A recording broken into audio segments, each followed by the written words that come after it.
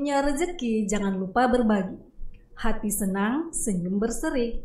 Podcast BGTK Sulut hadir lagi. Ayo kawan, merapat kemari. Cakepnya dong Pak. Cakep. Assalamualaikum warahmatullahi wabarakatuh. Selamat siang, salam sejahtera bagi kita semua. Om Swastiastu, Namo Buddhaya. Salam kebajikan rahayu. Selamat datang di podcast Balai Guru dan Tenaga Kependidikan Provinsi Sulawesi Utara. Di sini tempat kita berbincang mengenai berbagai topik di bidang pendidikan, tentunya dengan tamu-tamu yang memiliki kompetensi dan pengalaman terkait dengan topik-topik tersebut. Senang sekali saya Nurhana Mugiasi hadir akan berbincang-bincang dengan dua tamu istimewa kita yang seperti terlihat sudah hadir bersama saya di sini. Yaitu yang pertama Bapak Insinyur Hildi Wulur MITP. Pak Hildi adalah seorang dosen di program studi Teknik Pertanian Unsrat Manado. S1 beliau adalah jurusan Statistika FMIPA Institut Pertanian Bogor. Dan S2-nya adalah Information Technology dari University of Southern Queensland. Beliau adalah dosen matematika, kalkulus, matematika teknik, riset operasi, dan pemrograman komputer, serta dosen bahasa Inggris di program studi Teknik Pertanian Unsrat Manado. Beliau juga pernah menjadi koordinator dan pengajar matematika di SMA Lokon Tomohon, sebagai pembina Olimpiade Matematika di SMA Ebenezer, juga di SMA Negeri 9 Binsus, benar ya Pak? Betul. Di SMA Dian Harapan juga menjadi guru di Manado Independent School, grade 10 dan 12, dan Sekolah Citra Kasih grade 7. Wah, banyak sekali nih ya Pak, saya harus perkenalkan kepada pemirsa semua. Beliau juga adalah Academic Director dari Prakto Math Academy Manado yang sering menyelenggarakan lomba matematika, di mana beliau adalah salah satu pembuat soal ya Pak, soal matematika pastinya. Selain itu, Pak Hildi juga adalah dosen kalkulus dan aljabar linier, logika dan pemrograman, matematika diskrit, serta bahasa formal dan automata di beberapa perguruan tinggi swasta di Manado. Beliau juga adalah salah satu pembina matematika untuk tim Unsrat ke ON MIPA di bidang matematika. Dan saat ini Pak Hildi masih aktif menjadi fasilitator numerasi di Balai Guru dan Tenaga Kependidikan Provinsi Sulawesi Utara. Wah, saya berhadapan dengan Pak Hildi seperti saya berhadapan dengan dosen saya dulu Pak di S1. Saya lihat pengalamannya memang ini semua pengalaman saya juga waktu kuliah dahulu ya. Pernah menjadi mahasiswa di program studi statistika. Baik, kita kenalan dengan tamu kita yang kedua yang tidak kalah istimewanya. Saya sapa Ibu Vika Devi Marlis Sinolungan, SPD MPDGR. Bu Vika merupakan guru matematika di SMA Negeri 1 Amurang, Kabupaten Minahasa Selatan. S1 Ibu Vika ini adalah pendidikan matematika dari Universitas Negeri Manado. Kemudian beliau juga pernah menempuh pendidikan profesi guru, pendidikan matematika juga di Unima. Dan S2-nya tetap konsisten di pendidikan matematika juga di Unima. Nah, pengalaman beliau dari tahun 2015 sampai sekarang masih menjadi guru matematika ya di SMA Negeri 1 Amurang.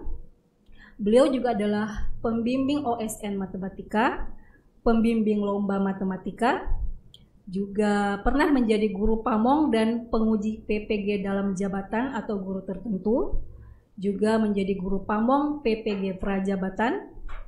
Dan sama seperti Pak Hildi, Bu Vika juga masih aktif menjadi fasilitator numerasi di BGTK Provinsi Sulawesi Utara. Selamat datang Ibu Vika, Pak Hildi, selamat datang di podcast BGTK Provinsi Sulawesi Utara. Ya, terima kasih Bu untuk kepercayaannya. Terima kasih Bu Hana. Baik, mendengar riwayat pendidikan dan riwayat pekerjaan kedua tamu kita, ada persamaan yang bisa kita lihat ya, bahwa keduanya mempunyai latar belakang di bidang yang sama, yaitu matematika. Ya. Jadi dari yang sudah saya perkenalkan tadi, tentu kita bisa menebak kira-kira apa tema yang akan kita bicarakan di podcast kali ini. Ya, kita akan membicarakan tema yang berkaitan erat dengan bidang matematika, yaitu numerasi. Khususnya pembelajaran numerasi di sekolah menengah atas atau SMA. Baik, numerasi lebih dari sekedar belajar berhitung. Ini tentang menggunakan konsep matematika untuk memahami dunia. Sepakat ya Bapak Ibu? Berbicara tentang numerasi adalah bagaimana kapasitas individu untuk bernalar secara matematis, merumuskan, menggunakan, dan menginterpretasikan matematika untuk memecahkan masalah dalam berbagai konteks dunia nyata.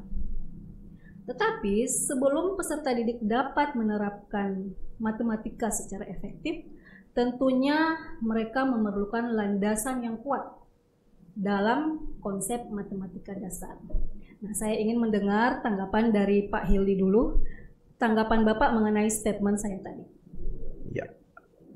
Yang saya perhatikan dalam kondisi saat ini, yang bermasalah adalah kemampuan dasar untuk anak-anak SMA memahami dan menggunakan prinsip matematika yang diajarkan di sekolah dasar.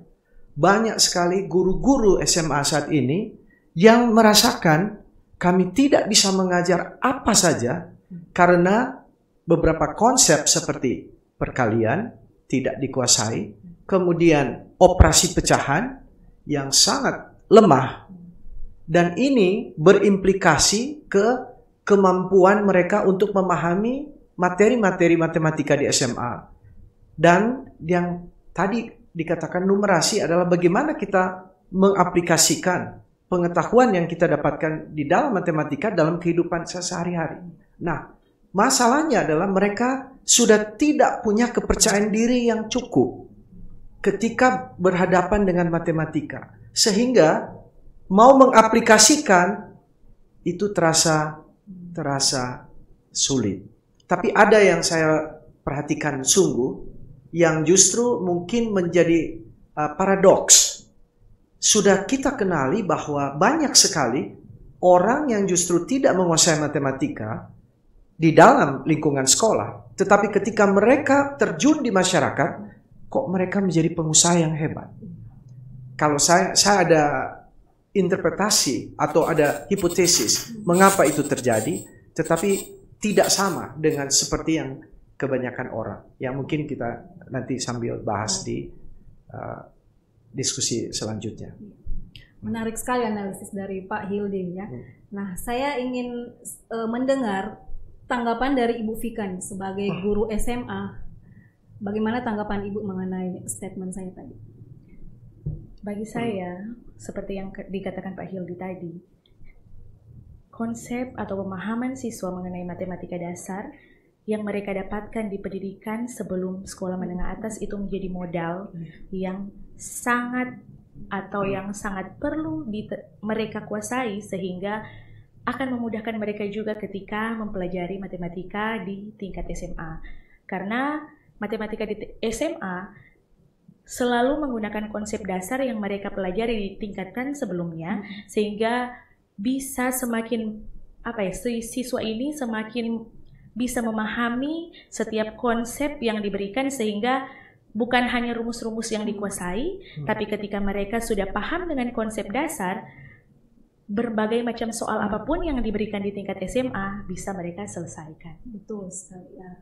Saya setuju dan saya juga merasakan itu ya.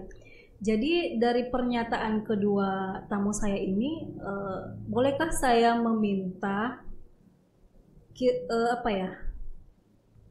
pandangan atau pengalaman Bapak Ibu dalam menilai atau mengetahui sebenarnya kemampuan peserta didik Anda berdua mengenai hal konsep matematika dasar itu sudah cukup baikkah atau memang lemah begitu?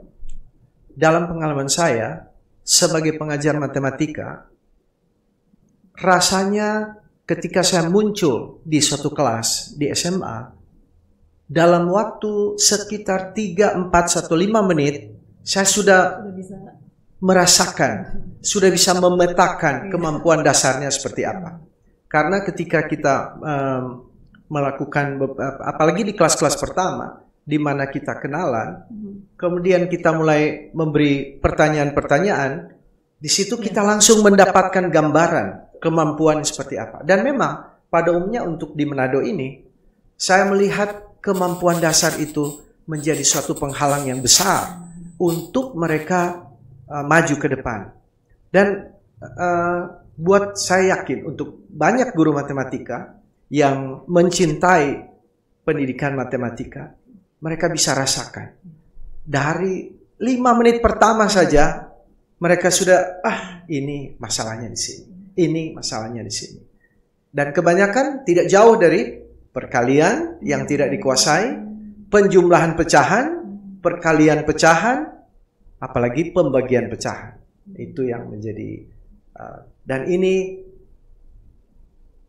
mungkin kita bisa diskusikan kira-kira pemecahannya nanti seperti apa. Tapi seperti itulah keadaan yang ada sekarang.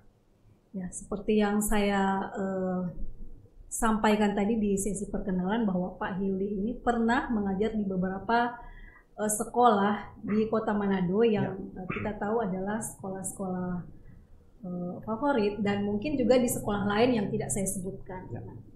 Bagaimana dengan Ibu Vika sendiri yang bukan hanya di SMA Negeri 1 Amurang, saya yakin sebagai dengan pengalaman Ibu menjadi pengajar praktik dan fasilitator, pastinya Ibu melihat kemampuan siswa di sekolah-sekolah lain gitu. Seperti apa? Berdasarkan pengalaman saya mengajar selama ini ya Bu Hana, saya melihat kemampuan peserta didik dalam konsep dasar matematika itu beragam. Ada sebagian yang sudah memiliki pemahaman mengenai konsep dasar matematika sehingga bisa mengaplikasikannya dalam menyelesaikan soal-soal yang lebih kompleks. Namun tidak sedikit juga yang masih perlu penguatan mengenai konsep-konsep dasar matematika tersebut. Jadi ada keberagaman dalam satu kelas, apalagi mungkin dibandingkan dengan sekolah tempat Pak Hildi mengajar, sekolah tempat saya mengajar berada di kabupaten. Otomatis mungkin akan ada perbedaan di situ, karena kalau misalkan anak-anak di kota besar biasanya ada kelas tambahan atau les untuk matematika sehingga bisa membantu mereka untuk semakin menguatkan pemahaman dasar mengenai matematika. Sedangkan di kabupaten kami untuk hal tersebut mungkin belum terlalu hit seperti di Manado ya, seperti itu. Ya, ini tanpa melihat di mana pernah Bapak dan Ibu mengajar. Sebenarnya kan kita, kalau kita berbicara berdasarkan data, kita punya rapor pendidikan. Nah, seperti yang Bapak Ibu ketahui sebagai fasilitator numerasi, data rapor pendidikan tahun 2022 dan 2023 khususnya untuk kemampuan numerasi, bukan cuma di Sulawesi Utara saja atau di Manado saja atau di Minsel saja, seluruh Indonesia itu diketahui bahwa siswa kita masih belum memuaskan dalam hal kemampuan numerasinya. Apalagi ditambah dengan data hasil PISA, dalam 10-15 tahun terakhir Indonesia itu selalu berada di peringkat terbawah gitu ya. Jadi kita tidak akan menjustifikasi mengenai sekolah tempat Bapak Ibu pernah mengajar ya, karena memang data sudah berbicara bahwa seperti itulah kondisi yang ada.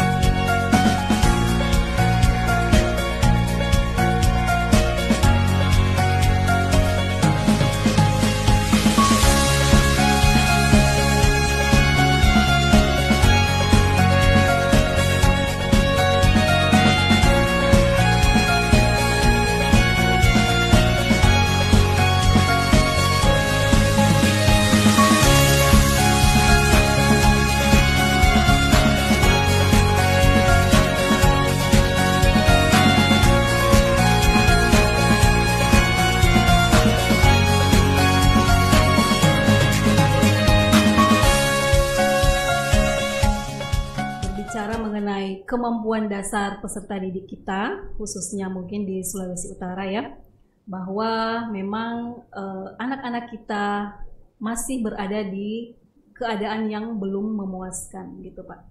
Nah, kalau Bapak Ibu, apalagi Ibu Vika yang sering berbincang-bincang dengan siswa ya, pernah tidak bertanya, kalian suka enggak sih pelajaran matematika? Nah, atau mungkin Ibu pernah menyebarkan angket sederhana begitu untuk mengetahui tingkat kesukaan anak-anak terhadap pelajaran matematika. Nah, dari hasil survei itu yang Ibu dapatkan apa? Lebih banyak yang menyukai atau tidak menyukai pelajaran matematika? Kalau yang saya temukan di sekolah ya Bu, saya memang ditugaskan untuk mengajar di kelas yang peminatnya anaknya memilih minat matematika. Gitu ya. Otomatis sebagian besar ketika saya berbincang-bincang dengan mereka ketika di pembelajaran di kelas, di sela-sela proses belajar, memang ada yang memberikan pendapat bahwa baru dengar kata matematika, banyak kan orang sudah takut ya. Mungkin di masyarakat juga seperti itu, tidak hanya di sekolah ya. Baru dengan kuliah jurusan apa atau belajar apa matematika, oh susah sekali itu. Nah, biasanya ada yang seperti itu, termasuk anak-anak juga. Tapi setelah mungkin mereka semakin mengenal pelajaran matematika itu seperti apa, ataupun pelaksanaan pembelajaran yang saya lakukan di kelas, mereka bisa semakin memahami bahwa mungkin anggapan mereka di awal agak kurang tepat ya mengenai matematika, yang mungkin mereka terlalu berpikir adalah seperti tanda kutip Bu, hal-hal yang terlalu sulit itu semuanya ada di matematika. Tapi saya yakin ketika kita sebagai guru mengemas proses pembelajaran itu dengan hal-hal yang lebih menyenangkan, pasti akan menarik perhatian mereka untuk semakin suka dengan belajar matematika, bahkan rindu untuk belajar matematika. Seperti itu. Nah, kalau Pak Hil ini, menurut Bapak, kira-kira apa ya yang membuat matematika itu terasa sulit bagi anak-anak kita? Ada beberapa alasan yang saya pikir. Ya. Pertama, ada beberapa guru yang mungkin membuat trauma kehidupan mereka. Ada yang mungkin karena begitu terlalu semangat mungkin mengajar matematika, sehingga ada hukuman terhadap siswa yang mungkin tidak memenuhi standar mereka. Nah, ini bagi personal tertentu, siswa-siswa tertentu ini membuat luka dalam, sehingga mereka tidak menyenangi. Yang kedua, bisa juga dari pengajarnya, seperti saya jumpai beberapa kali, memang tidak menguasai materi. Contoh yang sering terjadi adalah, saya tidak mau menyinggung siapa-siapa, tapi di kalangan SD, pengajaran positif negatif banyak yang melenceng, tidak sesuai dengan yang benar. Contoh, ada yang mengajarkan negatif 6 kurang 2 sama dengan 8. Karena katanya ada 2 min di sini, min dan min. Negatif 6 kurang 2, jadi dia suruh jawab 8. Dan dalam pengalaman saya pribadi, karena saya juga punya anak yang di SD, pernah diajarkan, tapi saya nggak usah sebut di mana nih ya, negatif 7 kurang negatif 7, kebetulan anak saya yang sudah dilatih di rumah, negatif 7 kurang negatif 7, dia sudah menjawab 0. Tetapi oleh gurunya di sekolah, disuruh menjawab negatif 14. Ketika dia pulang, dia lapor ke saya, Pak, emang negatif 7 kurang negatif 7 berapa? Oh, kita sudah jawab 0. Tuh guru bilang salah, mesti negatif 14. Jadi pengajaran yang salah ketika dari awal dia akan terbawa terus sampai sekolah menengah dan mungkin sekolah menengah atas. Dan yang mungkin saya akan sebutkan tadi, di pelajaran menurut saya di kelas 4, 5, dan 6, di mana positif negatif mulai diperkenalkan, juga pecahan-pecahan, operasi-operasi pecahan, guru yang akan menangani haruslah guru yang sangat-sangat profesional. Karena disitulah dasar diletakkan. Dia bukan hanya menghafal penjumlahan dan perkalian, pengurangan, tetapi akan menggunakan itu dengan contoh KPK, FPB dalam menyederhanakan pecahan, KPK dalam menjumlahkan dan mengurangkan pecahan. Kalau itu tidak dikuasai betul, sedangkan kita tahu sendiri bahwa guru-guru di SD adalah guru kelas yang mengajarkan begitu banyak pelajaran. Sehingga ada kemungkinan beliau-beliau yang mengajar begitu banyak mata ajaran lupa mengupgrade diri, memperbaiki diri di dalam ajaran matematika yang berakibat sangat panjang ke jenjang yang lebih tinggi.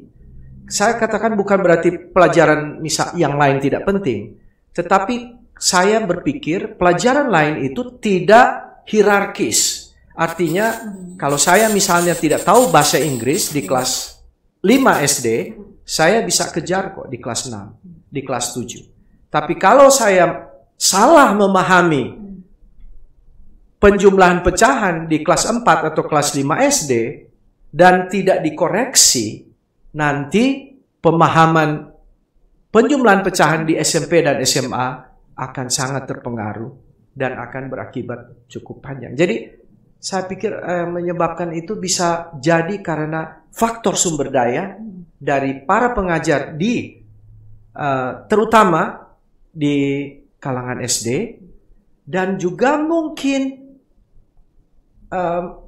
ada trauma pengalaman khusus dengan guru matematika yang menurut saya hampir semua guru matematika itu cenderung emosional. Cenderung emosional dalam, kalau kita lihat dalam beberapa tokoh-tokoh matematika bahkan yang mendunia, mereka mereka kurang sabaran, cenderung kurang sabaran. Itu mungkin kelemahan dari para guru matematika, sehingga ketika mereka berhadapan dengan sesuatu yang agak lambat, mereka bisa mungkin sebenarnya bukan tidak senang pada siswa tertentu, tetapi ketidaksabaran mereka bisa membuat trauma peserta didik. Itu yang saya lihat sebagai salah dua. Setuju Pak ya. Saya teringat masa kecil saya, masa sekolah saya dulu. Guru matematika itu selalu adalah guru yang ditakuti gitu ya.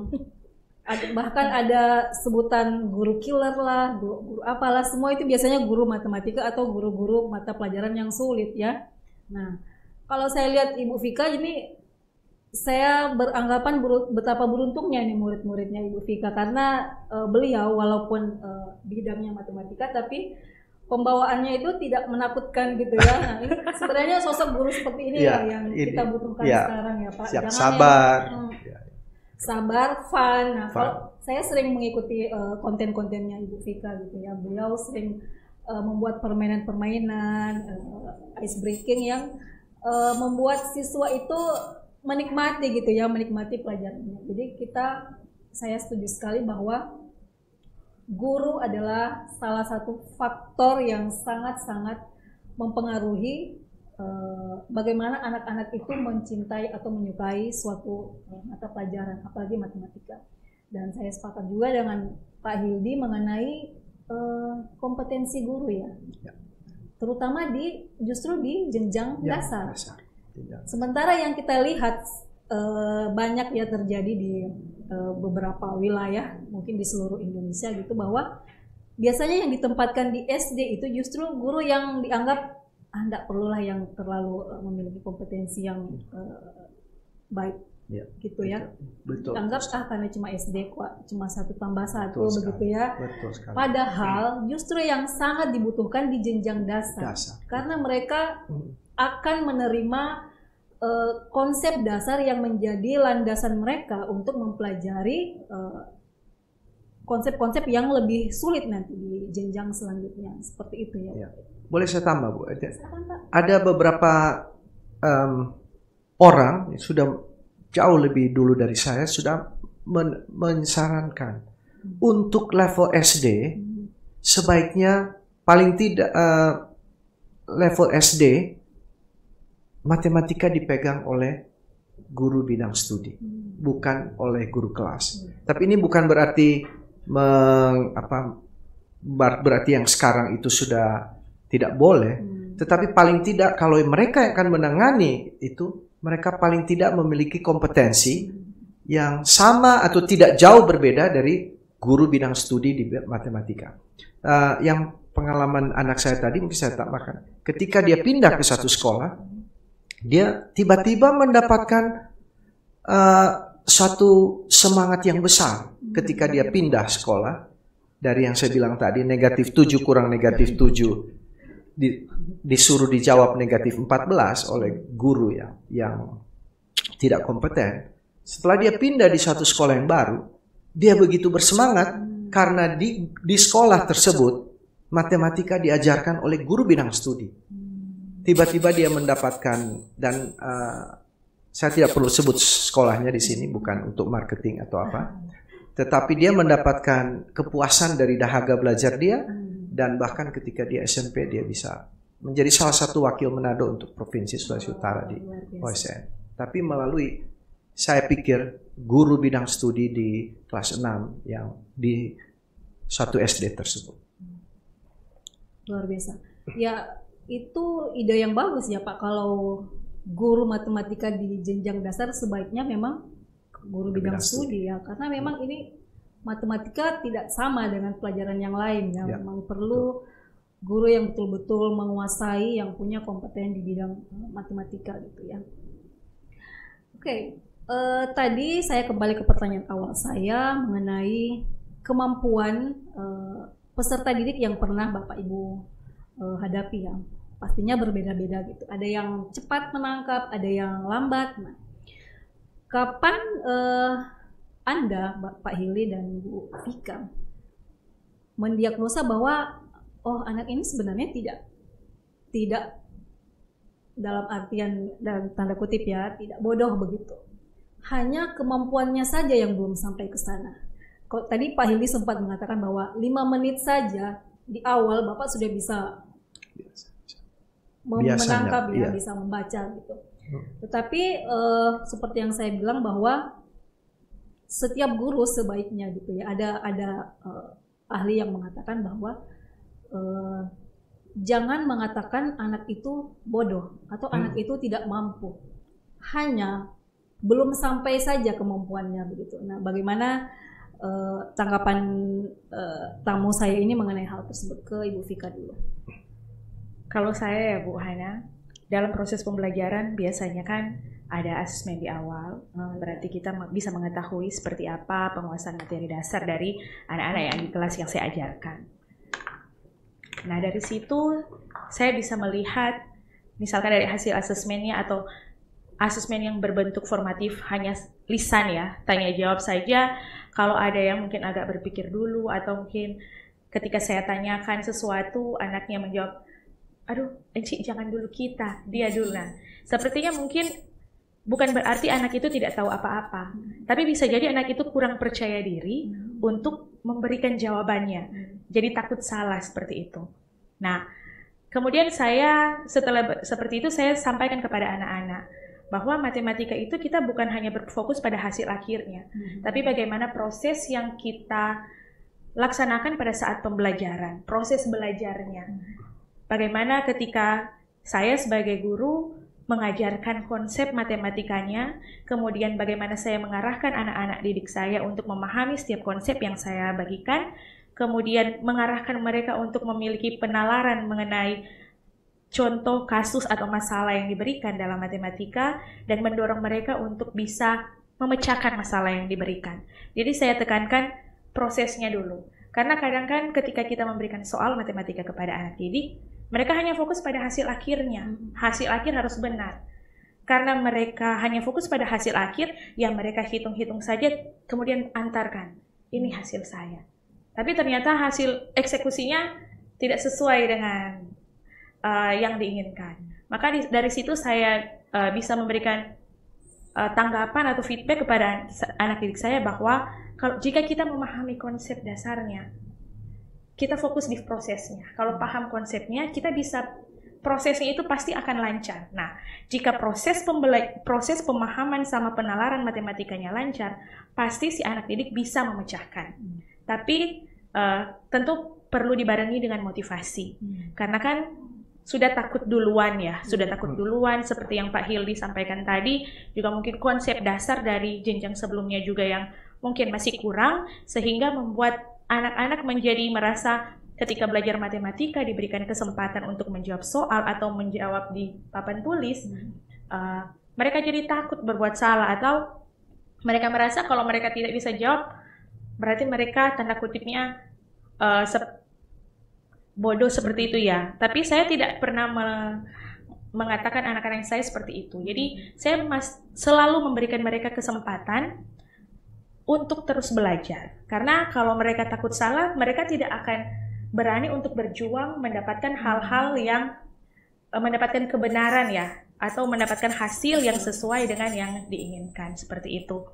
Jadi tentunya sebagai guru kita juga perlu memberikan dorongan atau motivasi kepada anak-anak supaya mereka bisa dan mau terus berusaha, karena tidak ada orang bodoh. Kalau yang malas belajar, ya itu ada yang malas. Tapi bagaimana kita juga guru memberikan semangat supaya mereka tidak malas belajar, apalagi untuk pembelajaran matematika. Iya, betul sekali. Apalagi ini kita berbicara mengenai growth mindset ya. Sosok guru yang selalu terus memberikan motivasi itu sangat-sangat dibutuhkan oleh peserta didik kita. Nah, saya ingin tanya ke Bu Vika dulu ya, Pak. Ya.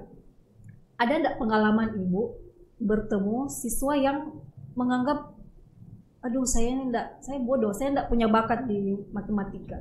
Dan itu bisa dibilang bukan hanya sekedar sekali saja terbersit, dia mungkin sudah di dalam hatinya itu sudah terpatri ya bahwa memang saya ini bodoh, saya tidak punya bakat di matematika. Dan kalau ada, bagaimana cara Ibu memotivasi dia, meyakinkan bahwa tidak, kamu bisa. Yang dibutuhkan adalah usaha terus untuk memecahkan masalah di misalnya di bidang matematika tersebut ya, kalau dikasih soal gitu. Karena itulah yang sebenarnya yang dibutuhkan di pelajaran matematika ya Pak.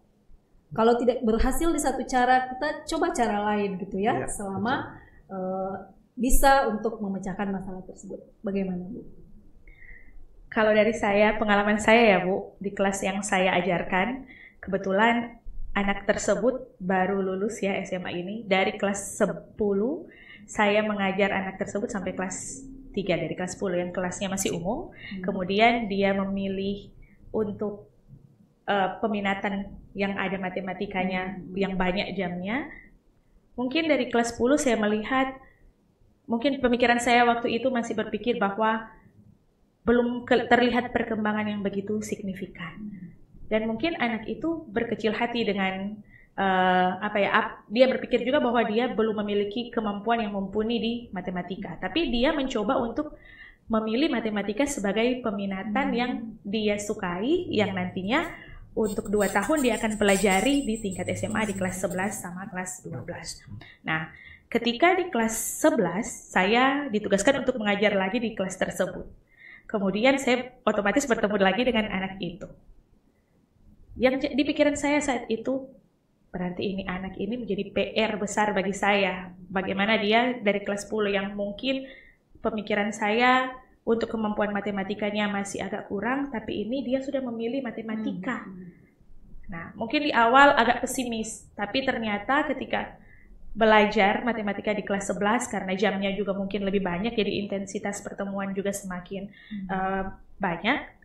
Ketika saya mengajar, saya melihat anak tersebut mungkin masih seperti sebelumnya. Kemudian saya datangi. Saya tanya, kenapa memilih matematika sebagai peminatan? Anak tersebut mengatakan, Enci, karena saya ingin kuliah di jurusan teknik. Katanya dasarnya harus matematika. Oh iya, siapa yang menyarankan untuk masuk ke situ? Oh, kemauan saya sendiri seperti itu. Berarti kalau misalkan saya berikan semangat dengan kata-kata seperti ini. Kalau misalkan kamu berani memilih, berarti kamu berani bertanggung jawab dengan pilihan kamu, seperti itu. Oh iya, dia jawab, iya Ci, kita bertanggung jawab. Jadi nanti berusaha, karena di jurusan tersebut matematikanya juga tidak main-main ya. Jadi banyak hal yang harus dipelajari, yang akan menjadi modal dasar dari tingkatan SMA, seperti limit turunan integral untuk kalkulus ya ketika di teknik seperti itu ya Pak Hilmi. Jadi harus kamu pelajari. Nah, kemudian setelah pada proses belajar, perlahan tapi pasti ya Bu. Jadi saya mengajarkan kepada anak-anak saya, kita harus lihat prosesnya. Kalau misalkan kita terlalu tertuju pada hasilnya, kita nanti lupa dengan prosesnya seperti apa. Nah, kita nikmati saja prosesnya, di proses belajarnya. Tentunya dibarengi dengan motivasi yang saya berikan kepada anak tersebut. Di mid semester pertama, di kelas 11, mungkin belum terlalu terlihat perkembangannya. Setelah itu, ketika hasil dibagikan, saya berdiskusi dengan orang tua. Saya bilang, Bu, karena anak ini punya cita-cita ke situ. Dan modal pelajaran ini yang harus dia punya, harus dikuatkan supaya bisa masuk ke situ, otomatis dia harus punya waktu lebih untuk belajar. Oh iya Inci, nanti ketika di rumah nanti akan diingatkan.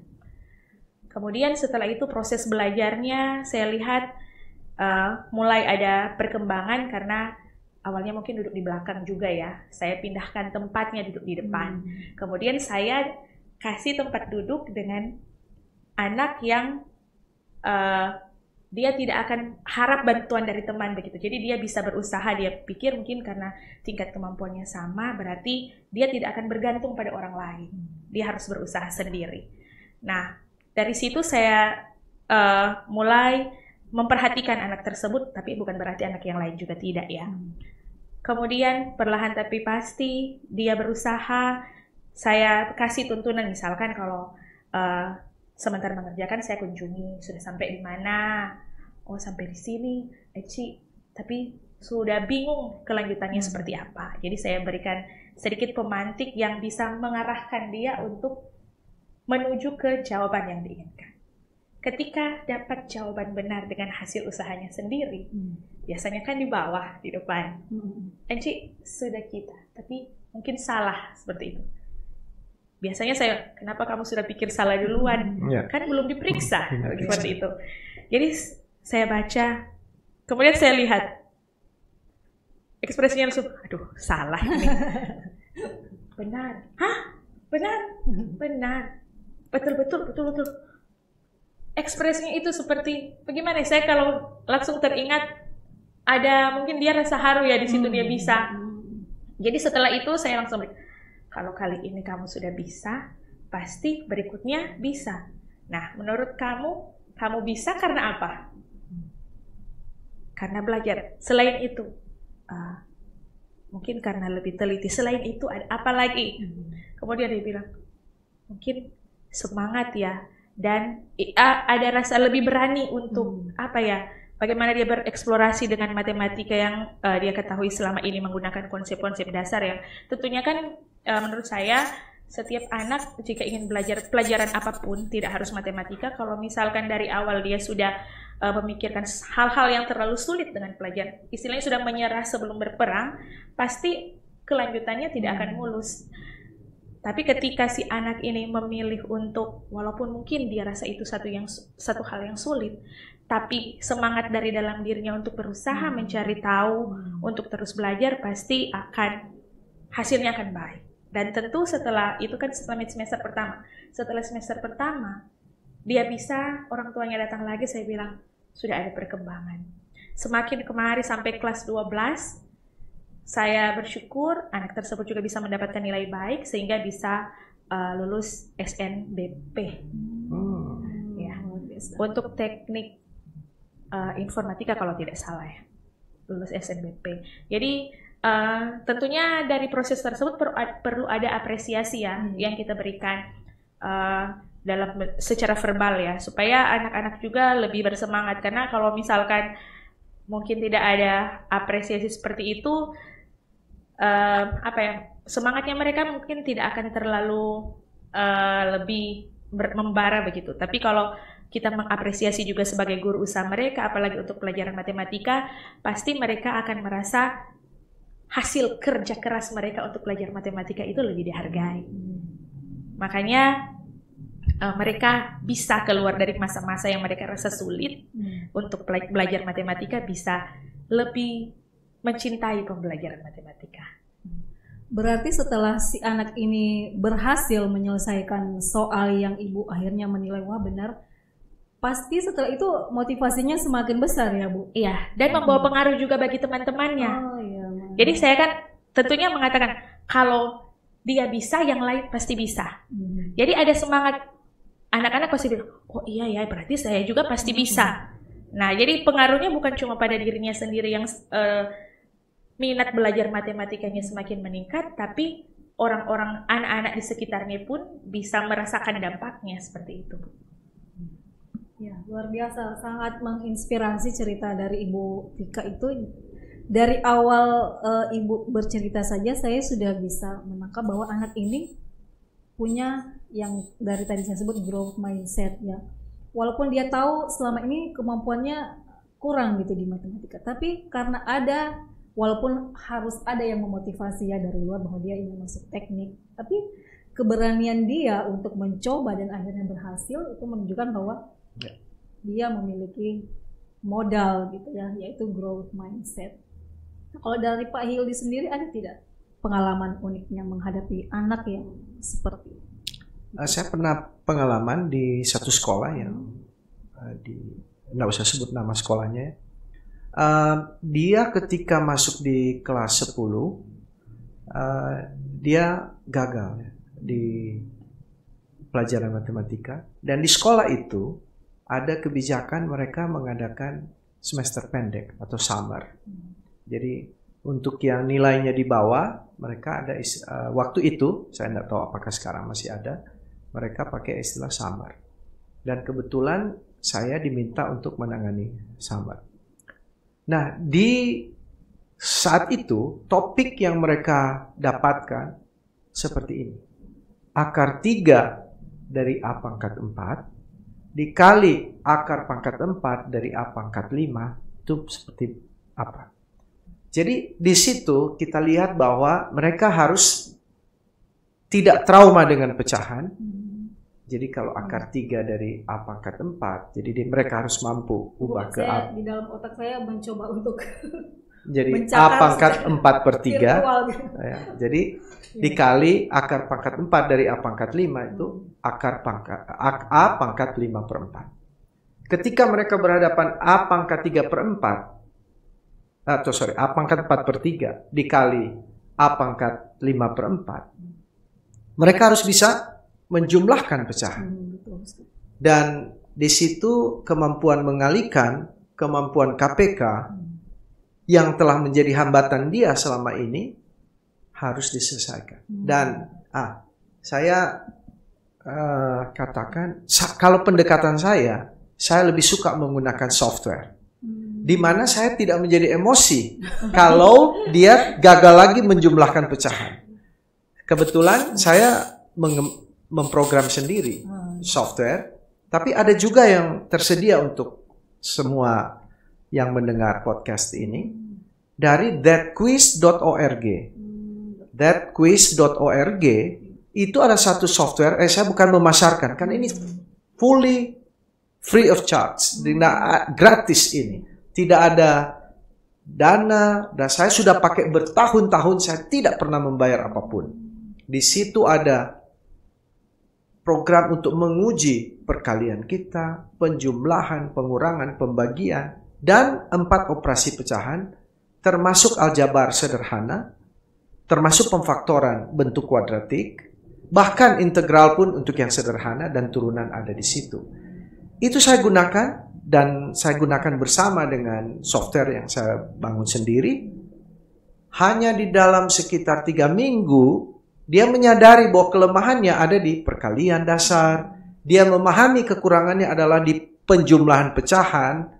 Setelah dia selesaikan itu, bentuk misalnya akar pangkat 3 dari A pangkat 4 dikali akar pangkat 4 dari A pangkat 5, dia sudah bisa selesaikan tanpa ada permasalahan. Termasuk juga akar pangkat 3 dari A pangkat 4 dibagi akar pangkat 4 dari A pangkat 5. Sekarang dia sudah bisa lakukan tanpa ada kesulitan. Dan saya mendengar, karena waktu habis itu saya tidak mengajar lagi kelas 11. Jadi saya di sekolah itu di grade 10 dan grade 12. Saya mendengar dari guru yang di grade 11 bahwa si anak ini telah sangat berubah. Telah sekarang bisa menikmati pelajaran, telah bisa berpartisipasi di dalam kelas setelah kemampuan dasarnya diperbaiki. Dan ada yang mau saya tambahkan, Bu, ada satu orang juga ahli matematika di Sulawesi Utara. Dia pernah berpendapat begini, soal dasar tadi, kemampuan. Kebanyakan perkelahian anak-anak antar sekolah. Kalau dulu top tuh di Jakarta dan juga beberapa kali mungkin di Manado, terutama yang berdekatan-berdekatan ini. Kita bisa lihat kemungkinan besar yang berkonflik secara fisik adalah anak-anak yang tidak menikmati sekolahnya. Dan kalau kita persempit lagi, di bagian mana yang mereka tidak nikmati? Sebagian besar di matematika. Di situ yang mereka. Jadi kalau kita mau memperkecil masalah remaja, kalau mungkin Bang KDM di Jawa Barat kan pakai apa? Barak militer ya. Kalau Bang Kang Deddy Mulyadi KDM, dia bilang kalau yang tidak bagus-bagus itu yang masalah, remaja bermasalah, mari kita didik di barak militer. Tapi mungkin dari orang pendidikan bisa juga membuat satu alternatif permasalahan. Didik mereka di bidang matematika dan numerasi. Kemungkinan mereka malas semakin kecil karena mereka bisa menikmati. Kalau mereka tidak menikmati masa sekolah, apalagi melihat guru matematika atau guru fisika datang di kelas itu, dia langsung maaf, mungkin dia langsung menguap karena dia tahu, aduh saya akan mengalami masa-masa yang sulit di kelas ini. Saya akan takut menerima pertanyaan, saya akan takut gurunya melihat saya bertanya. Ada pertanyaan, dia tidak menikmati masa-masa di kelas, terutama di mata-mata ajaran eksak. Dan kalau kita bisa buat sehingga dia bisa menikmati dengan sedikit saja. Saya juga punya pengalaman. Ini yang saya pernah alami sendiri di sekitar lingkungan saya. Saya kalau anak-anak kecil, saya sering tanya di depan orang tua mereka. 6 kali 5 berapa? 6 kali 7 berapa? Saya melihat orang tua senang dan tidak marah ketika mereka tidak bisa menjawab. Dan arti begini. Setelah itu saya pikir-pikir dia langsung ajarkan di rumah, Bu. Karena dia juga tidak malu, tidak mau malu.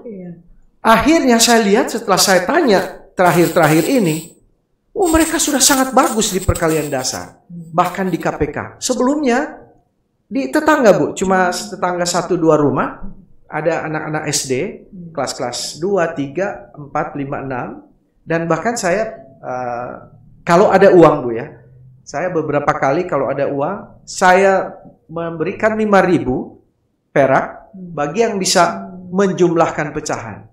Jadi ada beberapa anak yang suka ini.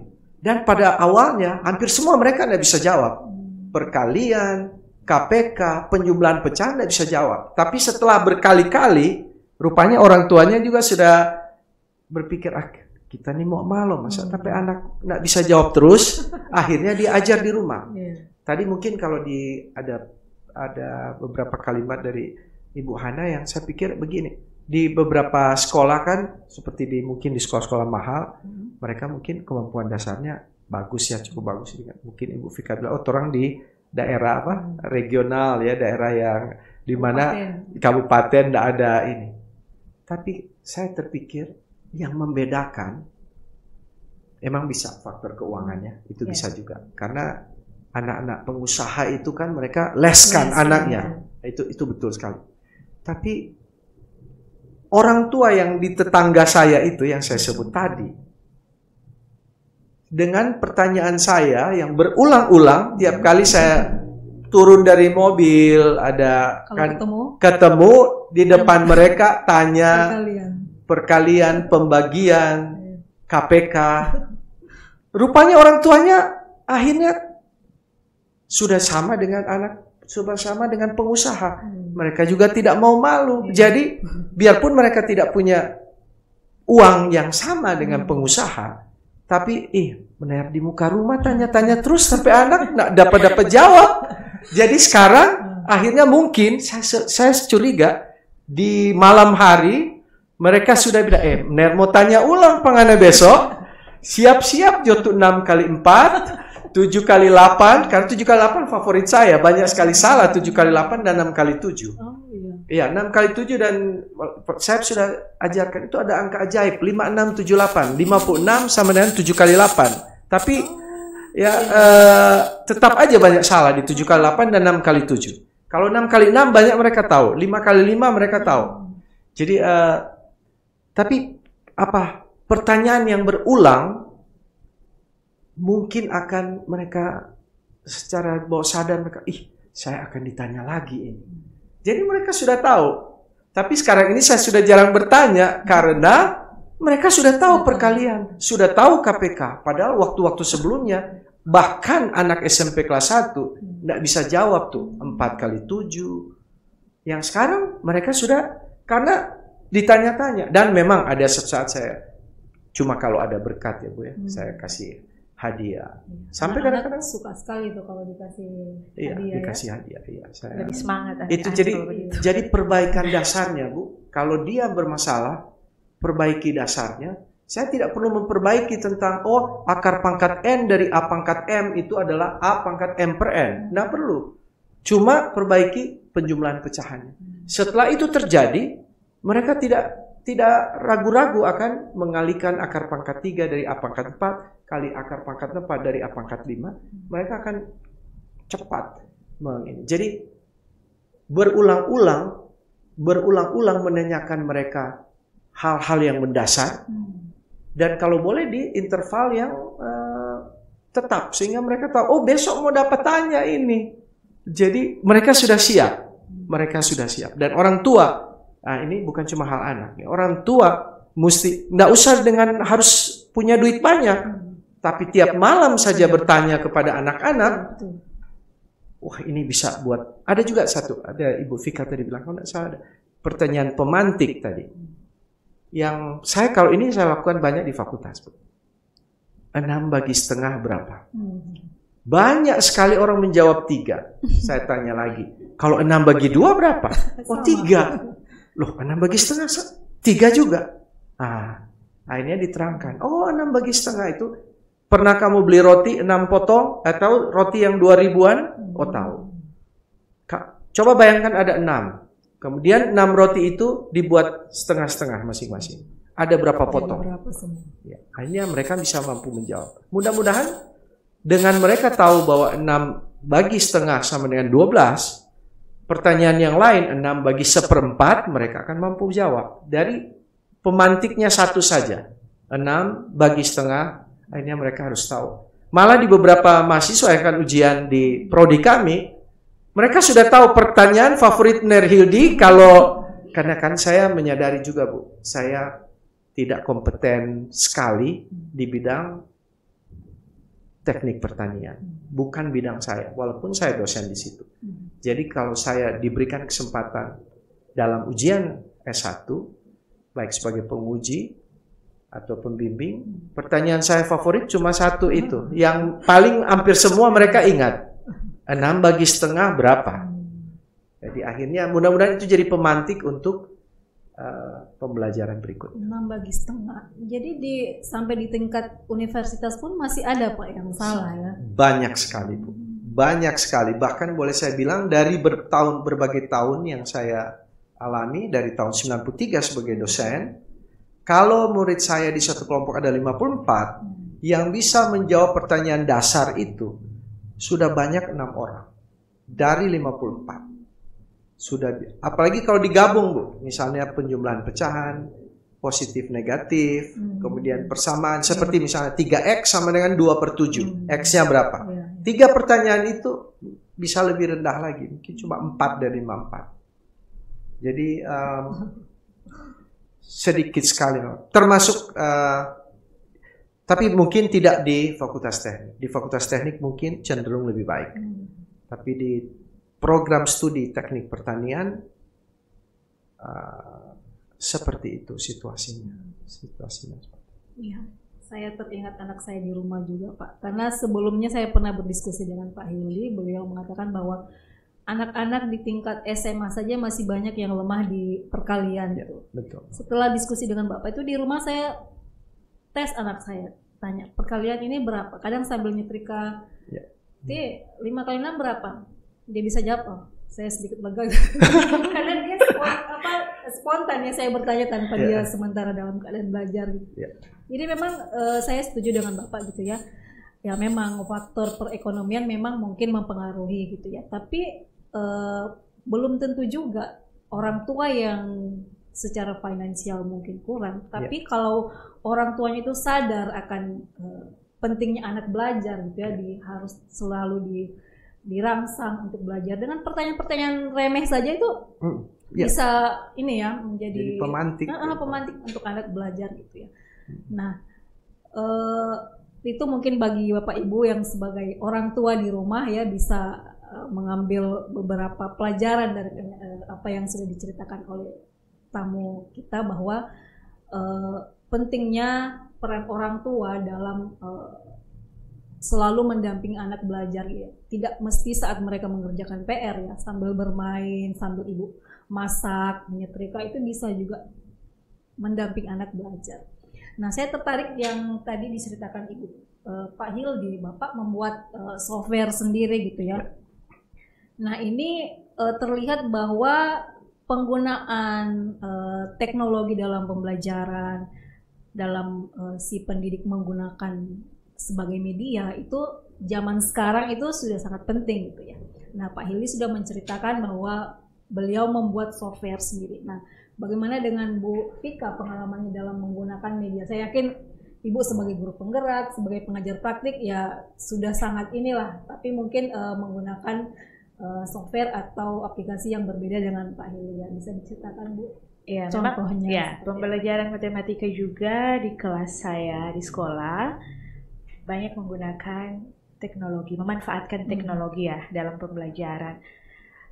Cuman seperti saya pernah bercerita dengan Pak Hildy bilang saya lebih suka juga untuk mengajar matematika pakai papan tulis. Ya.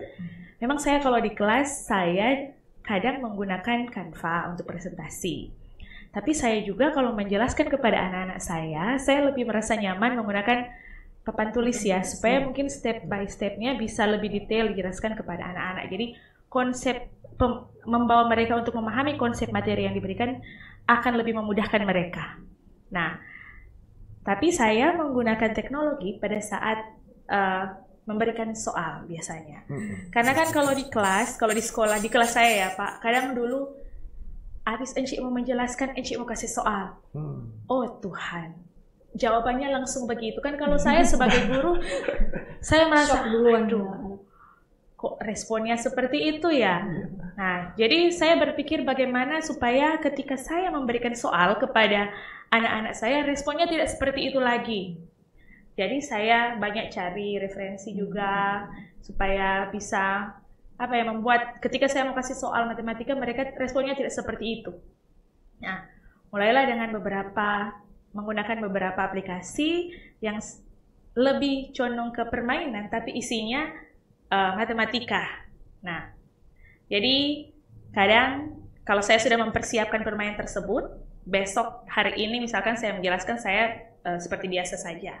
Jadi besok kan saya sudah sampaikan hari ini, besok jangan lupa bawa HP. Nanti orang mau mabar. Kalau istilah seperti itu kan kalau di anak-anak SMA mereka pasti senang sekali. Mau bermain apa Cik? Ada nanti besok. Yang penting bawa HP. Kalau nggak ada data nanti hotspot. Oke, ketika besokan harinya langsung ditagihlah janji saya. Ini malah mereka yang minta. Iya, Mereka minta. mereka yang minta. Encik bilang mau bermain, sabar. Encik mau menjelaskan dulu, habis itu orang main-main. Oke, setelah menjelaskan, kemudian mulai permainan. Saya pikir, karena biasanya kan kalau di kelas, misalkan ada yang duduk sebelahan, biasanya kalau satu sudah mengerjakan, yang satu mau, bagaimana ini Kak? Tapi ketika saya membawa konsep permainan dalam proses penyelesaian soal, di situ saya dapat satu pelajaran bahwa ternyata kalau dengan permainan mereka lebih fokus dengan yang punya mereka masing-masing, karena kan ada waktunya, kemudian mungkin isi dari permainan tersebut lebih menarik juga, jadi jarang ada yang mau bertanya sebelah mau bertanya begitu, jadi langsung kerja masing-masing. Nanti kalau misalkan ada sesuatu nanti tiba-tiba akan ribut kelasnya, ya begitu, ada ekspresi anak-anak. Kemudian saya sampaikan, silakan kalau misalkan langsung jawabannya muncul benar atau salah, misalkan dari hasil yang mereka hitung, pasti kan ada, aduh salah atau apa, tidak apa-apa, tidak apa-apa, yang penting kan sudah mencoba, lanjut lagi. Setelah selesai, dapat nilainya, mereka lihat, oh Eci nanti berikut begini lagi nih, Eci nanti berikut orang pakai nanti lain lagi. Jadi saya mencoba buat matematika itu satu yang lebih menyenangkan, supaya tidak terlalu, kalau orang matematika seperti tadi di awal dibahas, banyak orang matematika yang mungkin terlalu serius ya, sampai membuat pelajaran di kelas menegangkan. Tapi saya mencoba menerapkan hal-hal tersebut supaya kelas pembelajaran matematika di sekolah, di kelas tempat saya mengajar itu bisa lebih hidup suasananya.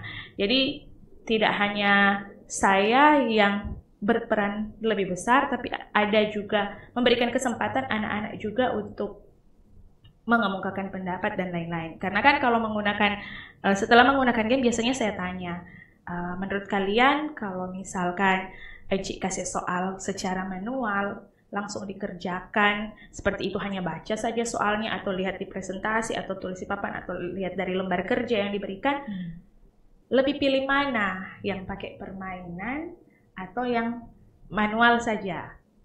Sebagian besar memilih pakai permainan. Saya tanya kenapa? Dorang katanya lebih santai seperti itu, tidak terlalu, karena ada background-nya yang mungkin ada orang kan kalau suka belajar kalau terlalu tegang, kalau ada musiknya pasti lebih terhibur ya Bu. Jadi mereka lebih ke situ. Tapi tetap fokus pada apa yang ditanyakan di soalnya. Cuma sejauh ini saya banyak menggunakan aplikasi-aplikasi atau dari yang web-web itu, banyak kan untuk soal yang pilihan ganda. Kalau misalkan untuk menguji pemahaman, banyak kan kalau misalkan dari soal esai mereka bisa menjelaskan. Tapi saya sampaikan kepada anak didik saya, walaupun ada beberapa option, tapi hitungannya kan ada. Jadi harus sertakan. Termasuk juga pada saat ujian mid semester atau semester, kalau soalnya pilihan ganda, biasanya kalau anak-anak saya, mereka sudah tahu kalau Encik Vika pasti cakarannya harus dikumpul.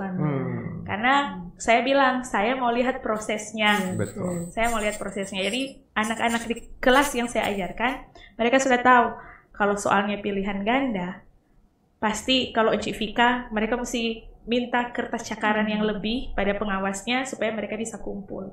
Jadi saya bisa melihat bagaimana proses mereka menyelesaikan soalnya, walaupun kalau ujian secara manual maupun kalau ujian pakai Google Form begitu, tetap saya minta cakarannya juga untuk dikumpul. Supaya, karena kan mungkin beda ya kalau mereka menyelesaikan soal esai langsung dikumpul, langkah-langkah penyelesaiannya saya bisa langsung lihat. Tapi kalau misalkan mereka hanya jawab pilihan-pilihannya saja, kalau mereka cuma asal-asal isi kan bisa jadi kalau beruntung jawabannya bisa benar ya. Tapi kalau ada hitungannya juga disertakan, pasti mereka tidak akan ada pikiran kepada anak-anak untuk asal-asal saja. Tapi untuk mau berusaha menjawab dengan baik juga ada, seperti itu. Nah, dari apa yang Ibu Vika jelaskan gitu ya, saya bisa melihat bahwa Ibu Vika ini contoh salah satu guru yang kreatif gitu ya, yang harus bisa memanfaatkan berbagai media gitu untuk dalam pembelajaran. Nah, saya ingin tahu jangan-jangan cuma di kelasnya Ibu Vika ini yang seperti ini, atau semua kelas atau guru-guru mata pelajaran lain juga bisa memanfaatkan media. Dan tentu saja karena kita berbicara tentang numerasi, apakah Ibu sudah berkolaborasi dengan guru-guru mata pelajaran lain agar mereka juga mengajarkan numerasi di mata pelajaran yang mereka ampuh? Nah, Bu Vika, kita tahu kan bahwa numerasi itu bukan sekedar matematika saja, tapi bagaimana anak atau peserta didik mampu menerapkan konsep matematika di berbagai bidang kehidupan gitu. Nah, seperti apa di sekolah yang tempat Ibu mengajar? Apakah sudah terjadi kolaborasi antara Ibu sebagai guru matematika dengan guru-guru lain yang mengampu mata pelajaran lain agar mereka juga mengajarkan numerasi di bidang studi mereka? Baik, kalau di sekolah saya, Bu, setelah saya mempelajari seperti apa kompetensi numerasi, saya langsung diberikan kesempatan untuk berbagi dengan rekan-rekan guru yang ada di sekolah saya terkait apa yang saya dapatkan. Yang pasti yang saya dapatkan itu saya menyesuaikan dengan kondisi bahwa di satu sekolah itu bukan hanya guru matematika. Jadi bagaimana saya juga memberikan beberapa hal atau beberapa materi yang bisa disesuaikan dengan pelajaran-pelajaran lain. Tapi pada kegiatan tersebut saya juga memberikan kesempatan kepada rekan-rekan dari mata pelajaran lain untuk bagaimana mereka memikirkan hal-hal apa yang terkait dengan numerasi. Karena tidak hanya untuk yang berbicara tentang pemahaman mengenai angka-angka, tidak hanya kan di matematika. Mungkin orang-orang berpikir hanya matematika yang menggunakan kompetensi yang harus menonjolkan kompetensi numerasi. Namun pada mata pelajaran lain juga perlu untuk mengembangkan kompetensi numerasi. Maka kami sudah belajar bersama, kemudian perlahan tapi pasti mulai menerapkan, rekan-rekan guru saya juga mulai menerapkan di kelas. Kemudian ada satu saat biasanya kami duduk-duduk ngobrol, walaupun mungkin bukan dalam konteks kegiatan formal, berbagi cerita bagaimana mereka mencoba menghubungkan konsep numerasi dengan pelajaran-pelajaran mereka. Tapi mungkin kalau untuk pelajaran yang bukan eksakta mungkin di awalnya terasa sulit ya, karena mereka si gurunya juga harus berputar otak mencari konsep apa yang sesuai. Kalau misalkan saya biasa memberi bercerita misalkan dengan guru ekonomi, kalau misalkan biasanya kan proses jual beli itu di pasar kan termasuk dalam kompetensi numerasi juga ya, ada hubungannya. Kemudian kadang kalau misalkan di kelas kepada anak-anak didik saya juga, saya memberikan pemahaman bahwa numerasi itu sebenarnya jangan hanya berpikir bahwa mereka hanya hitung-hitungnya atau angka-angkanya di matematika, tapi di pelajaran lain juga bisa. Jadi nanti jangan kaget kalau misalkan ada guru-guru yang lain, misalkan mengajarkan penerapan materinya itu yang hampir sama dengan matematika. Nah, pernah ada satu kali mungkin mereka waktu itu belajar mengenai sensus penduduk atau apa ya di pelajaran lain. Kemudian saya mengajar materi statistika. Nah, biasanya saya kalau materi statistika saya memberikan biasanya pembelajaran proyek ya. Saya bagi kelompok, kemudian coba kalian data nomor sepatu teman-teman atau umur, tahun lahir, tanggal lahir dan sebagainya. Kemudian dihitung rata-ratanya, nilai tengah. Kemudian setelah mereka hitung-hitung seperti itu, kemudian mereka datang membawa hasil dari yang mereka kerjakan itu. Terus mereka sampaikan, Ci, ternyata ini seperti sensus ya, seperti sensus ya penduduk. Iya, oh berarti ternyata si matematikanya ini banyak gunanya begitu. Saya bilang, iya kan kalau misalkan sudah wajib pilih, biasanya kan ada dari sensus-sensus penduduk untuk mengetahui siapa yang sudah 17 ke atas maupun yang belum, untuk dijadikan siapa yang sudah wajib pilih atau belum.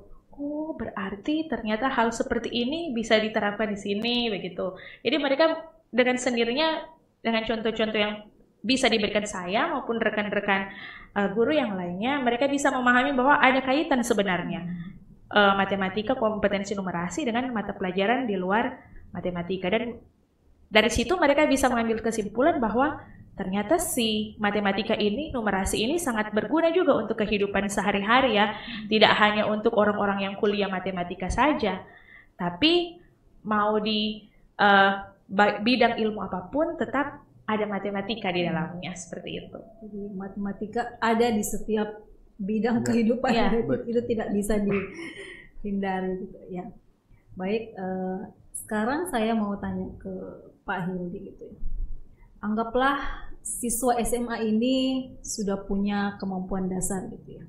Menurut Bapak, kemampuan matematika apa yang penting untuk dimiliki oleh siswa SMA? Misalnya aritmatika atau geometri, dan apa manfaatnya begitu ketika mereka menguasai bidang-bidang matematika tersebut? Ya, oke. Dengan asumsi bahwa yang hal-hal dasar mereka telah kuasai. Kalau saya, Bu, saya melihat mereka harus bisa matematika yang mengarah ke bisnis. Contoh buat saya sendiri, kalau saya mau mengambil keputusan untuk investasi, itu kalau di kami ada pelajaran ekonomi teknik, itu ada alat ukurnya, yaitu misalnya Internal Rate of Return, IRR. Itu ternyata menggunakan konsep net present value. Present value, jadi uang itu punya nilai waktu.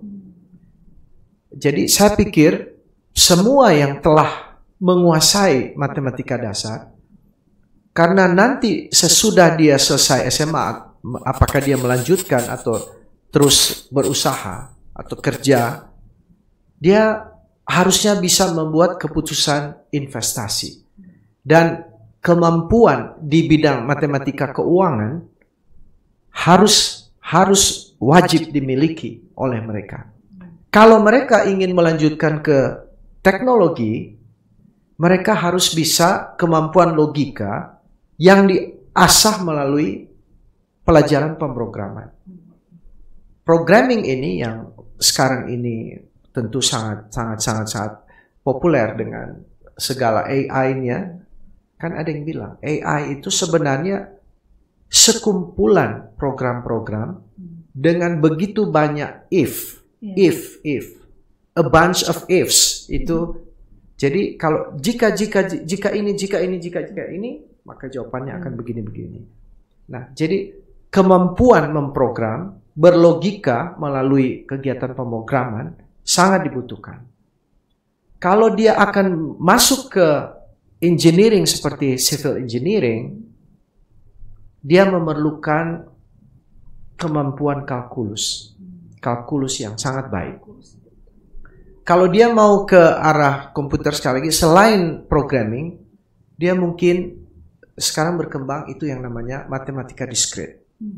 Matematika diskrit ini banyak termasuk di dalamnya counting, combinatorics, di situ permutasi dan kombinasi, itu sangat dibutuhkan untuk ilmu-ilmu demikian.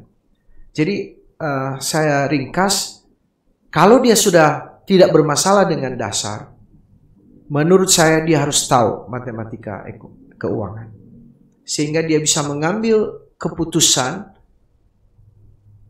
apakah dia mau pendidikan yang panjang, katakanlah kedokteran, yang bisa sampai 8 sampai 9 tahun baru selesai, atau mau yang jangka pendek 4,5, dan ada yang lebih pendek seperti intensive training, web development misalnya, sekarang bisa dalam waktu 4 bulan, tapi all day, tiap hari sampai pagi sampai malam, hanya 4 bulan, dan kadang mereka bisa menerima gaji atau penghasilan 3 kali dari seorang sarjana.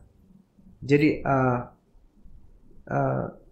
kemampuan yang saya pikir, menurut saya nomor 1 matematika keuangan.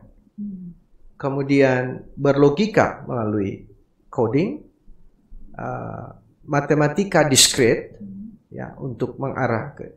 Dan kalau mau ke engineering seperti civil engineering, dia memerlukan kemampuan kalkulus. Dan di situ kemampuan limit melakukan, sebab turunan maupun integral semuanya adalah proses limit. Jadi kalau limitnya jalan bagus, dan saya punya beban sendiri ini soal limit. Karena menurut saya, nanti beberapa guru nanti bisa komentar bahwa banyak pengajaran limit yang dilakukan saat ini mereka anggap seperti fungsi biasa, hanya mensubstitusi. Ada hal-hal spesifik dalam limit yang mungkin tidak diajarkan secara mendetail ketika mereka mempelajari konsep limit. Wow. Kalau Pak Hildi yang berbicara, memang saya langsung, kalau kita memvisualisasikan seperti banyak angka-angka yang langsung muncul di kepala saya. Karena begitu banyak konsep yang Bapak ceritakan gitu. Baik, kita akan kembali setelah pesan komersil berikut ini. Jangan kemana-mana, kita akan segera kembali.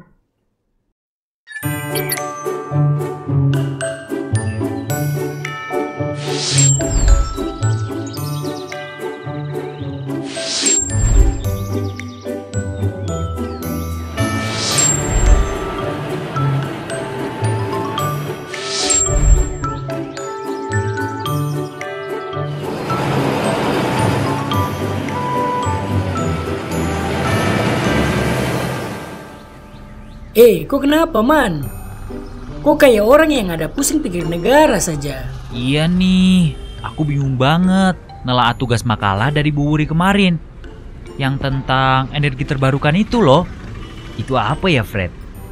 Oh, itu tuh tentang energi yang berasal dari proses alam, yang dia tuh berkelanjutan, Man. Nah, kitong nih juga bisa kembangkan di tong pu daerah. Maksudnya? Tong kan tinggal di daerah pegunungan toh, yang dia angin tuh berhembus banyak sekali. Bisa itu tong manfaatkan untuk buat energi listrik tenaga angin. Sudah bermanfaat, gratis lagi. Itu sudah maksud dari tugasnya Ibu Wuri. Makanya, Man, biar begini-begini juga tong tuh harus punya yang namanya kemampuan berliterasi. Apaan lagi tuh? Itu, Man, kemampuan untuk membaca, memahami, menganalisis, dan menginterpretasikan, kemudian mengartikulasikan dan mengekspresikan hasil analisis tersebut. Wah, ngerti. Baru mulai paham aku.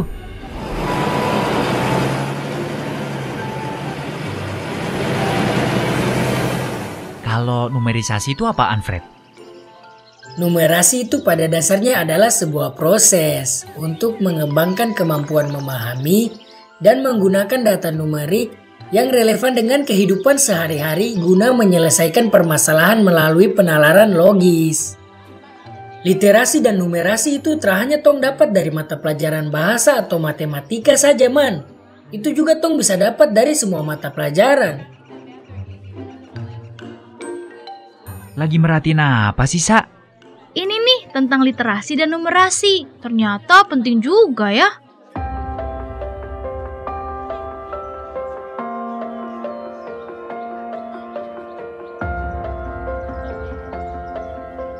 Nah, ini contoh yang benar.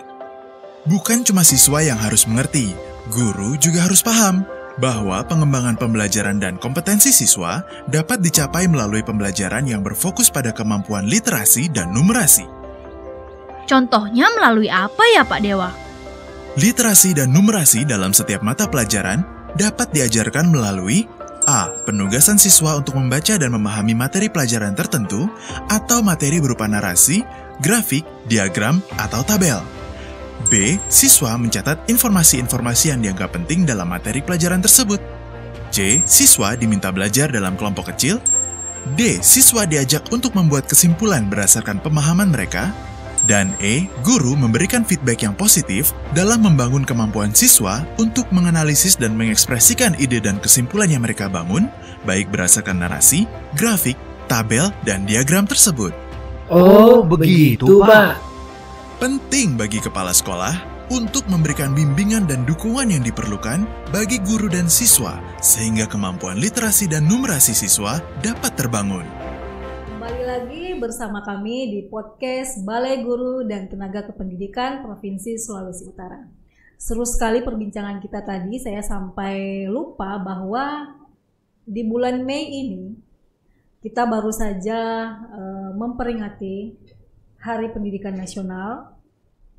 Nah, di tahun 2025 ini Kementerian Pendidikan Dasar dan Menengah menginisiasi suatu gerakan yang bernama Gerakan Numerasi Nasional atau disingkat GNN sebagai salah satu upaya untuk menumbuhkan budaya berpikir logis, analitis, dan kritis di berbagai lapisan masyarakat.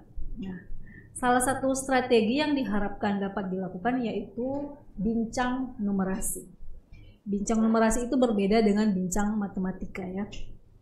Bincang numerasi merupakan aktivitas ngobrol santai, singkat, rutin, dan menyenangkan dengan murid mengenai penerapan matematika yang relevan dengan kehidupan sehari-hari. Nah, saya rasa walaupun gerakan ini belum ada, saya yakin Ibu Vika dan Pak Hildi sudah sebagai guru matematika ya, sudah pernah atau bahkan sering melakukan ini.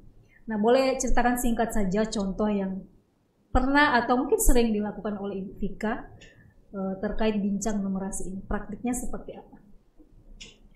Ya, kalau bincang numerasi dalam pembelajaran matematika memang sering dilakukan ya Bu, tergantung apa yang kita pelajari saat itu. Kadang setelah saya menjelaskan, anak-anak berdiskusi, kadang saya angkat satu cerita, misalkan kita belajar materi permutasi kombinasi atau bagaimana kita kombinatorika ya.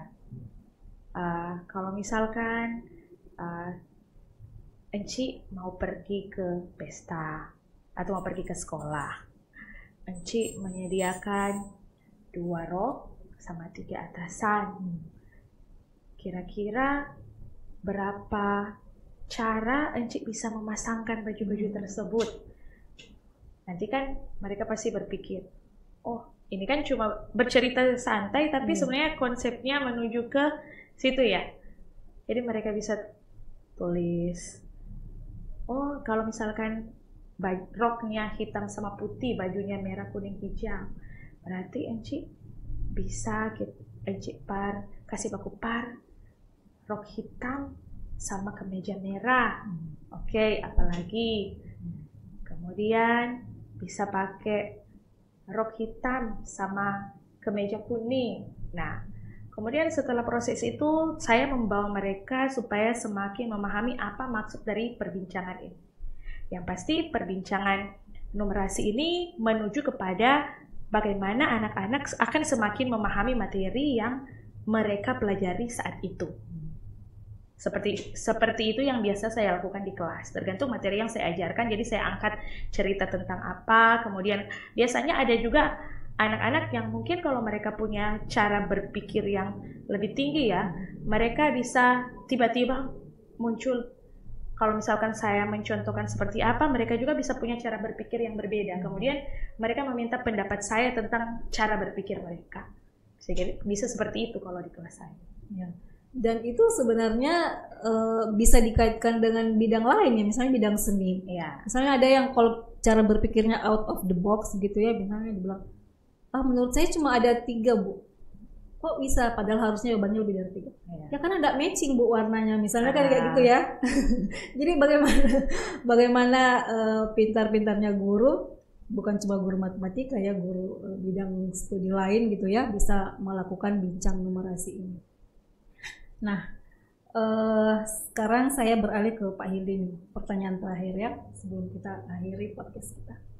Ada tidak Pak tips dan trik buat guru atau orang tua atau masyarakat secara umum untuk bagaimana menumbuhkan kesukaan atau kecintaan anak-anak terhadap matematika dulu deh. Sudah dulu menerapkan konsepnya, tapi untuk cinta ke matematikanya dulu itu seperti apa Pak? Ya, ini Bu pertanyaan yang bagus sekali. Saya pikir ini yang sangat aplikatif ya untuk kehidupan sehari-hari di tantangan yang kita hadapi sehari-hari.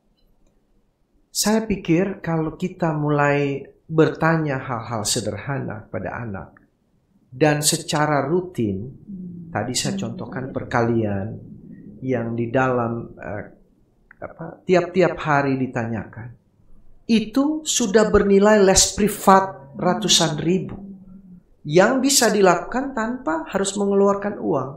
Kalau orang tua berpikir anak saya harus maju, anak saya harus bisa mengikuti perkembangan, dan supaya mereka bisa mengikuti perkembangan, kemampuan dasar, biasanya di bahasa Inggris itu disebut math facts. Jadi tabel perkalian yang mereka kuasai, pembagian, itu mereka kuasai sungguh-sungguh. Yang dasar sekali. Tidak usah berpikir soal limit, turunan, dan integral kalau yang hal-hal itu tidak dikuasai. Dan yang kedua yang saya mau kaitkan dengan statement saya di awal tadi. Ada kalanya orang tidak mau belajar matematika, ada pikir begini, ya orang matematika hebat, DP matematika, mar miskin, nggak ada apa-apa. Sedangkan ada orang yang maaf sekali, matematikanya rendah, tapi jago ngomong, apalagi jago ngomong mungkin di kasus-kasus hukum, orang mengarah ke Bapak Hotman Paris yang sangat hot dan banyak uang. Jadi manusia Hotman. Jadi saya pikir ada satu yang saya dugaan di situ. Ada kemungkinan juga orang di matematika mungkin terlalu bangga dengan kemampuannya, sehingga kadang-kadang ada timbul terlihat atau tidak arogansi diri, dan itu banyak tidak disukai oleh orang. Nah, jadi bagaimana kita menumbuhkan kemampuan matematika pada anak dan juga kemampuan menerapkannya dalam konsep numerasi dan memperingatkan mereka kemampuan ini semuanya berkat, ya. Bukan sesuatu yang kamu dapatkan karena kamu begitu berbakat, kamu begitu istimewa dan orang lain tidak ada apa-apanya. Jadi kembangkan kemampuan matematika numerasi dengan penuh kerendahan hati, sehingga nanti kalaupun seseorang itu bisa sangat baik di bidang ini, mereka bisa diterima di masyarakat tanpa merasa terhakimi dengan. Saya mempunyai dugaan ada yang banyak sekali yang pintar-pintar matematika tidak bisa berkembang, bahkan bukan cuma secara ekonomi, bahkan bergaul pun mereka tersisih karena mungkin ada arogansi diri yang mulai tertanam. Oh, dari kecil saya jago matematika, dari kecil saya nomor 1 terus, padahal dibutuhkan di masyarakat selain tentu kemampuan matematika itu yang sangat baik, tapi juga kemampuan bergaul, berkomunikasi, dan juga terlihat adanya kerendahan hati di dalam kehidupan bermasyarakat. Saya sepakat sekali, Pak. Luar biasa. Jangankan pemirsa ya, saya di sini juga merasa, wah ini saya sangat beruntung bisa dipercaya menjadi host untuk podcast kali ini karena luar biasa banyak sekali wawasan yang saya dapatkan gitu ya dari kedua tamu kita. Baik, sebelum kita akhiri, saya ingin mendengar closing statement mungkin dari Vika tentang apa yang sudah kita bicarakan pada hari ini. Closing statement dari saya, ketika kita sebagai guru matematika memiliki keinginan untuk terus mengembangkan kompetensi numerasi kita sebagai guru, itu menjadi investasi yang luar biasa untuk semakin menumbuhkan generasi muda yang cakap dalam matematika, yang bisa memahami dan bisa memecahkan tantangan di dunia nyata. Karena unsur-unsur dalam proses pengembangan kompetensi numerasi seperti bagaimana kita pemahaman matematikanya kontekstual, kemudian penalarannya sampai problem solving, hal-hal tersebut yang bisa membantu kita dalam menjalani kehidupan, bahkan memecahkan masalah-masalah di dunia nyata. Demikian. Wah, luar biasa. Terima kasih kepada kedua narsum kita, bukan narsumnya, tamu istimewa saya. Semoga diskusi atau perbincangan kita pada hari ini bisa menginspirasi Anda semua yang menonton podcast ini, terutama dalam hal meningkatkan kemampuan numerasi anak-anak kita, entah itu peserta didik ataupun anak kita sendiri di rumah.